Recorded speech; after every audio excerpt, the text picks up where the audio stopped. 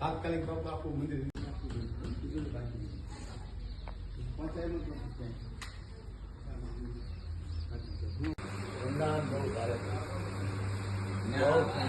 ઠંડી બહુ હશે હજી ના ઠંડી પડે બહુ મેં કીધું બધું ભેગું રાખો જેમ જેમ આવતું જાય થોડું અહીંયા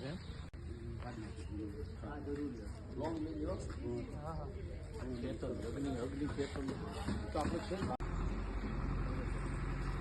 થોડું રાખો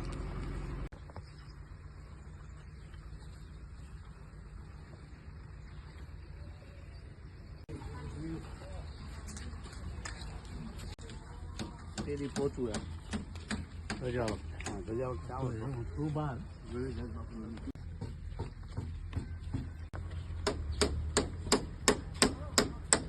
અજીતાજી આવડે ઠોંગું એક કરી નાખો યાદ આમ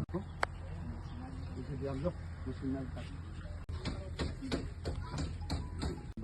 જોયું ને મેં તમે જે પેલા બોલતા હતા ને આ તો માલ આવડવા તો કરવું પડે બાપ હું તો ફ્રી રાખતો હતો બધા વાહે પડી જાય મને બાપુ ન હોય 5.5 ફૂટની રાધાકૃષ્ણ મંદિર ઉપર આવશે હા છે ને સેમ ટુ સેમ ગોપી રાસ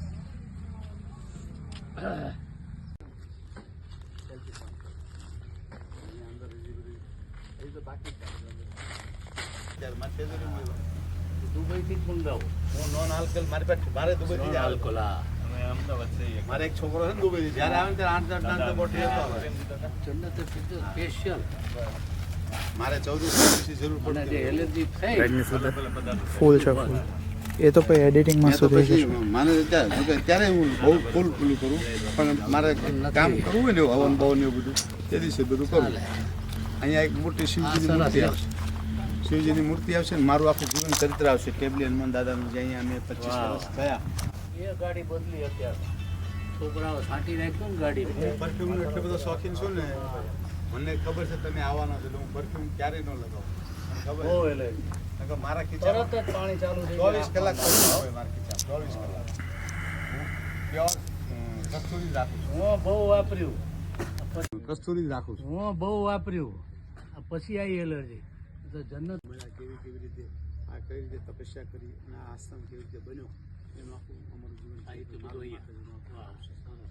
અને એક શિવજીની મૂર્તિ પર્વત આવશે અને પાણીનું આખું ફુવારો વીઆઈપીનું પાકું પાછું અલગ ગોઠવું સંતો